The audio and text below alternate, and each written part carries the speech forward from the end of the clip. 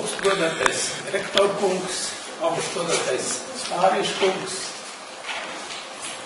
cienījamais Lapkinkungs, Brīverkungs, Karmītas kungs un visi šeit klātesoši.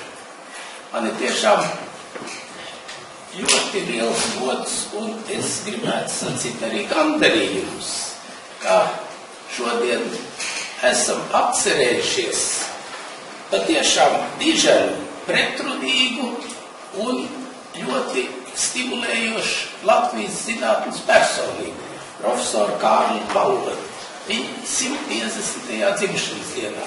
Atgādināšu, ka Kārlis Balodis ir dzimis 1864. gada 20. jūnijā Koknesē, Vilstiņu krogā, taisni tur, kur tagad līdzās Daugavas dzelmei top liktendārs. Un savā ziņā tā ir arī tāda zināma liktenīga personība mūsu zinātnes vēsturē. Man liekas, ka viņš ir uzskatāms par vienu no pirmajiem latviešu zinātniekiem, profesionāļiem līdzās Paulam Valdenam, Jānam Enzelīnam, Pēterim Šmitam un Kārlim Mīlenbacham. Turklāt viņš bija ļoti vispusīgs cilvēks, kas veiksmīgi darbojās daudzās jomās. Viņš bija ne tikai ekonomists, statistiķis, demogrāfs, bet arī ģeogrāfs, teologs. Pēc savas pirmās izglītības Tērbatas universitātē. Viņš bija ģeogrāfs, pēc otrās izglītības Jēnas universitātē un ļoti plaša diapazona sociāls domātājs, socialistiskās ievirzes, politisks darbinieks. Un patiešām Kārli Balodu mēs varam uzskatīt gan par Latvijas mēroga zinātnieku, gan par pasaules mēroga zinātnieku, jo liels ir, piemēram, viņa ieguldījums Dienvidu Brazīlijas ģeogrāfijā. Viņš aizstāvēja doktora disertāciju par ģeogrāfiju, doktora disertāciju Jēnā. Tāpat neatkarīgs Izraēlas valsts pamatošanai. Es negribu atņemt vārdu Nikolajam Lapkinam, es izskatīju jūs referātu Nikolaju un neatkārtošu nevienu no tām tēzēm, teiksim, kas ir pie jums.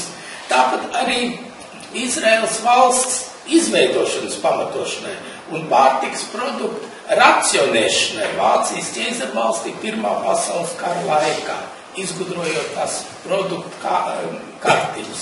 Un arī mēģinājumu pamatot Vācijas pārveidojumu pēc Pirmā pasaules kara un arī Krievijas pārveidojumu ar Goeroplāniem. Savā laikā ļoti plašu rezonanci pasaules ekonomistu aprindās izraisīja Kārļa Baloža slavenā grāmata Dzert Zukunftsstaat, nākotnes valsts, kas pirmā izdevumā nāca klajā 1898. gadā un pēc tam atkārtotos un pārveidotos izdevumos 1919. 27. gados vācu valodā un krievu tulkojumos. Es vakaram mājās ir 1919. gada izdevums. Es to pārlasīju. Es teiktu, ka es jūtos zināmā mērā vīries. Es biju domājis, viņam bija tāds pseidonīms Atlantikus, teiksim, ar ko viņš sevi identificēja. Tas ir Platona Atlantikus, tas ir Francis Bacon Atlantikus un tam līdzīgi. Es domāju, ka tur būs tādas lielas globālas idejas. Bet tur bija ļoti precīzs Vācijas saimniecisks raksturojums. Tur bija patēriņa un ražošanas līdzsvara teorija doma.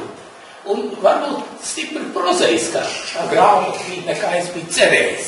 Bet taisnība sakot, tas bija ļoti labs pamatojums, ko toreiz mēģināja darīt. Un katrā ziņā viena doma gan ir. Varbūt, ka šodien Kārļa Baloža idejas ir mazliet nerealistisks, utopisks. Pasaule, ekonomika ir gājusi tomēr citus virzienus, nekā viņš ir paredzējis. To droši vien profesors Lapkins un profesors Šneps sacīs, un tāpat arī profesors Brīvers. Bet katrā ziņā arī šajā konferencē, jo bieži tiek uzturēta doma par sociālismu kā cilvēces nākotnes reālu perspektīvu.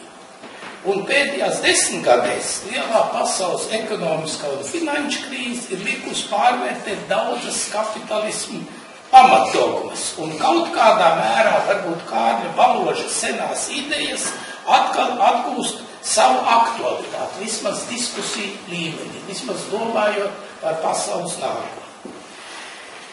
Otrs, Kārlis Balodis bija arī Latvijas vēsturē nozīmīga personība. Gan pozitīvā, gan netik pozitīvā nozīmē. Viņa jaunības diena ideja 1980. gados par to, ka latviešiem jāpārceļās in toto uz Brazīliju, uz Dienvidu Katrīnas štatu, tā izraisīja savā laikā negatīvu reakciju, ironiju.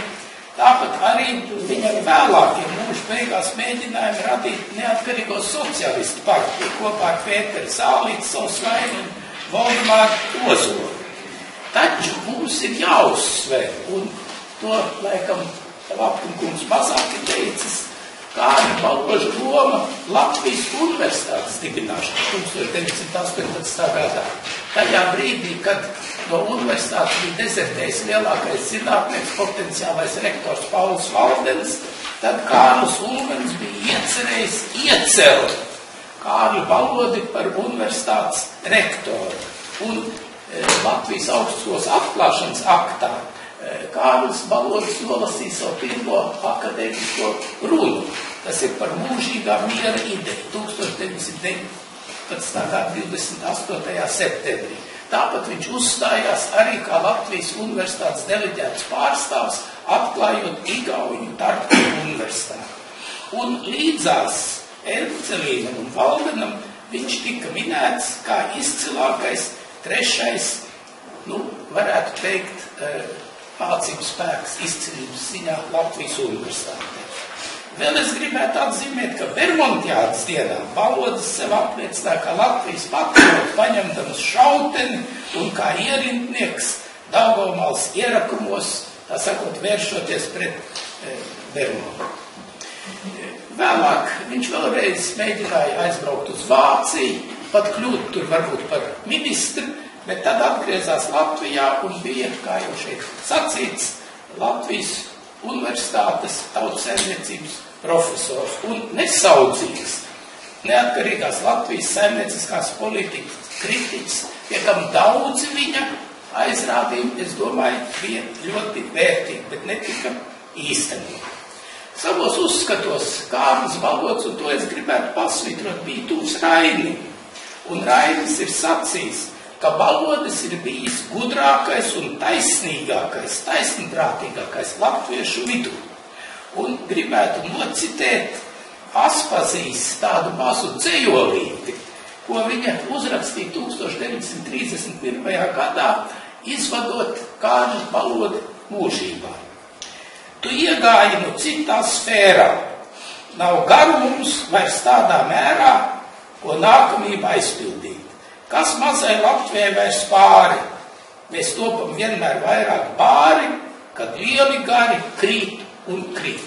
Tas ir domāts par Kārļa Balodi. Nesen Parīzē UNESCO ģenerālā asambleja nolēma 2014.15. gadam UNESCO piemiņas starptautiskajās reģistrā iekļaut 4 personības no Latvijas.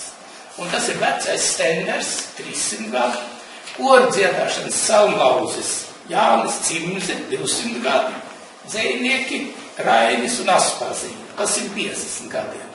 Kārlis Balodis šajā sarakstā nav ietverts, jo UNESCO līmenī tādu godājumu cilvēku skaits katrai valstī stingri ierobežots. Varētu būt maksimāli 3, bet šoreiz Aspazīna un Raini rēķināja pa 1, un tad iznāca 4 kopā. Bet taču mēs arī šodien atceramies Kārli Balodi. Atceramies to, ko es pat citēju, cik augsti Rainis un Aspazīna vērtējuši savu izcilo laika biedru. Un es gribētu vēl piebilst, kā runa Zinātņu akadēmiju uzstājas mūsu prezidents, ka 1993. gadā mēs iedibinājām Zinātņu akadēmijā Kārļa Baloža balvu tautsaimniecības zinātnē, ko līdz šim ir saņēmis cienījamais Nikolais Balapkins, Pēteris Zvidriņš, Oļģerts Krastiņš, Juris Krūmiņš un Raita Karnīta. Un arī lielajos kapos ir saglabājusies tāda liela it kā zemē ieaugus. Es viņu pavisam nesen atradu piemiņas plāksni ar uzrakstu. Kārlis Balodis Atlantikus kursīvā, kurai varētu, es domāju, šad tad pieiet tautsaimnieku un arī citi latviešu zinātnieku pārstāvi. Un varbūt nolikt cietas. Es gribētu aizvest uz turien arī Nikolai Balapkinu. Šī plāksne atrodas pavisam netālu no simboliskā Vilhelma Ostvalda un Friedricha Candera piemiņas vietām, līdzās Rīgas Politehnikuma dibinātāji un mūsu lielo mecenātu Kristapa Berga un Kristapa Morberga kapu vietām. Patiešām Kārlis Balodis manā uztverē ir pelnījis piemiņu, un es domāju, ka mēs visi noliecam šīs personības priekšā savu galu. Paldies par uzmanību.